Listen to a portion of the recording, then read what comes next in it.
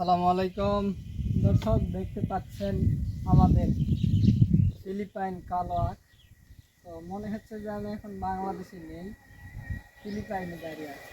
অর্থাৎ ফিলিপাইন আখটা আমাদের বাংলাদেশে এত পরিমাণে সারা হয়েছে যে এখন একটা আখ আমাদের পাইকারি রেট 50 টাকা করে আজকে বিক্রি করছে।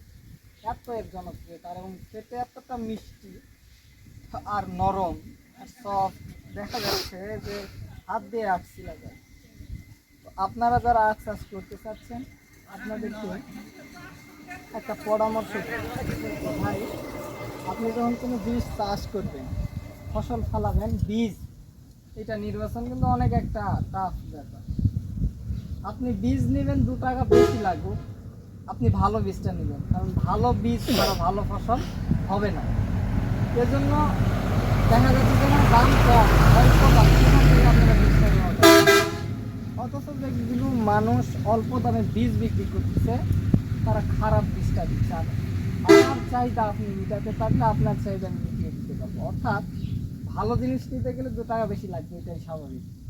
অন্তত আপনাদেরকে এটা বলতে পারি যে ভালো জিনিস যদি নিতে চান, 2 টাকা বেশি দিয়ে আমার থেকে হোক অন্য কারো থেকেও কিনবেন, কিন্তু আপনি বীজ নেওয়ার সময় একটু ভালো বীজটাই নেবেন।